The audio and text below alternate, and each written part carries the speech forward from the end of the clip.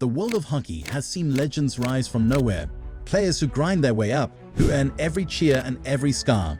But then there's Eric Lindros, the man who didn't just rise, he refused to follow the rules on his way up. It's 1991, the NHL draft. A young Canadian superstar named Eric Lindros is about to make history, not because he's getting drafted first overall, but because of what he's about to do next. Every scout, every fan, every GM in the league knew Lindros was different. He was huge, fast and mean, a complete powerhouse with the talent of a playmaker and the body of a tank. Some called him the next Gretzky. Others said he'd be even better. He was the player every team dreamed of building around.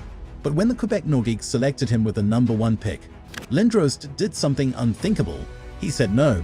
He'd flat out refused to play for them. You could almost hear jaws dropping across Canada. The crowd booed, reporters shouted questions, and the hockey world lost its mind. Players don't say no to the NHL. It just didn't happen. But Lindros stood his ground, calm and confident. He believed Quebec wasn't the right fit. The team was struggling, and he didn't want to start his career there.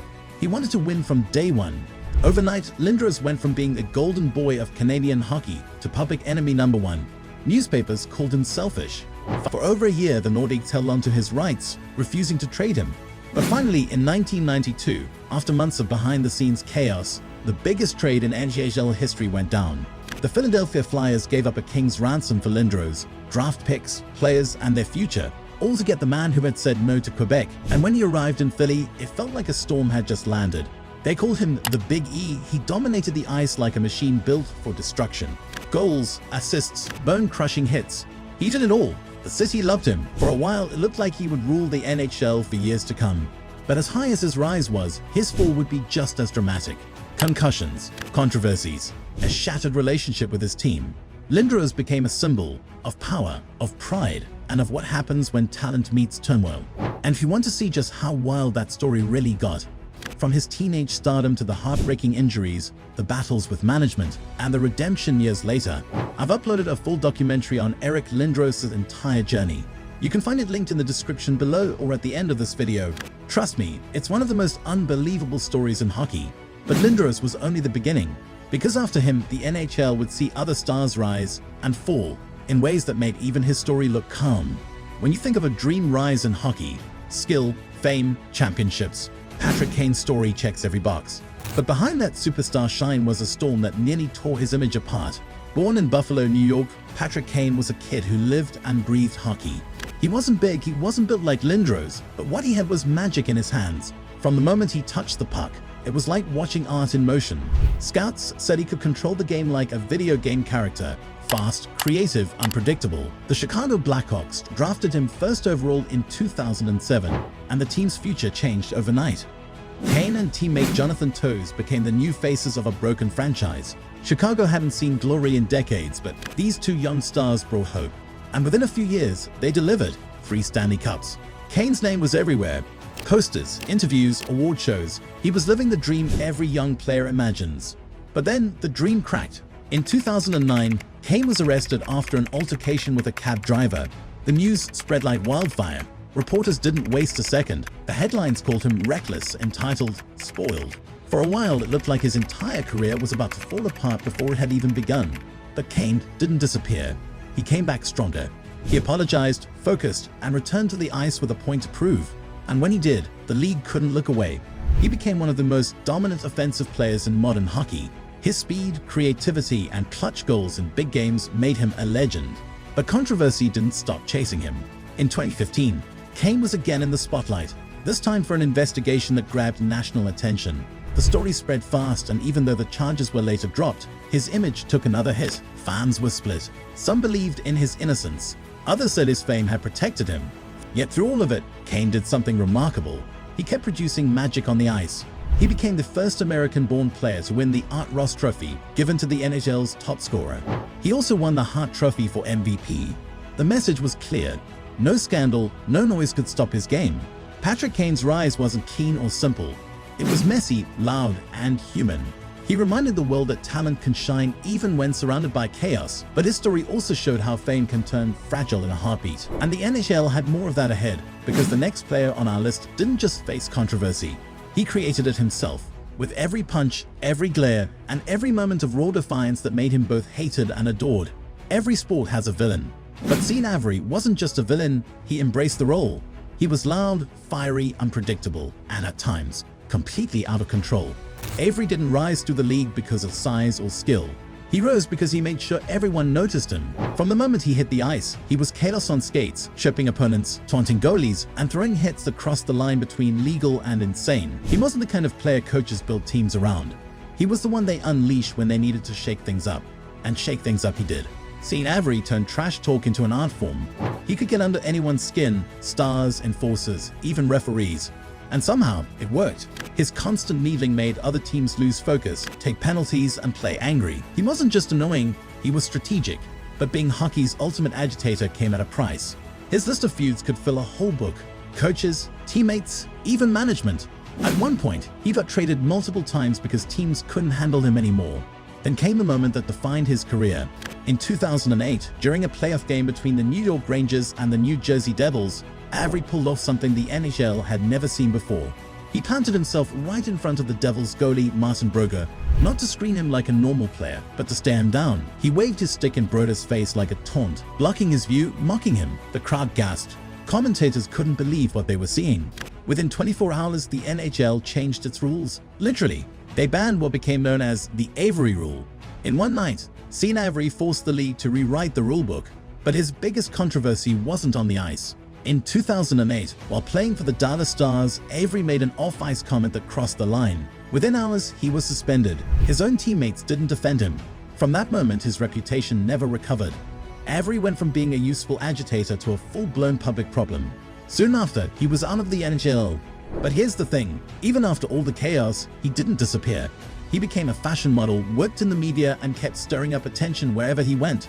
Love him or hate him, Sean Avery proved one thing: being the villain can make you unforgettable. He wasn't the first to be hated, and he definitely wasn't the last. Because the next story is about a man whose rise to fame was almost mythical, until controversy nearly destroyed everything he built. Some players are born to shine. Evander Kane was one of them. From his teenage years, everyone saw it. The speed, the confidence, the pure skill that made him stand out in every game he played. But with Kane, there was always something more, a storm quietly building behind the smile. Drafted 4th overall by the Atlanta Thrashers in 2009, he was supposed to be the future, the face of a new generation. He had it all: strength, style, and swagger. He could skate through defenders like they were invisible and score goals that made crowds lose their minds. But not everyone loved that confidence.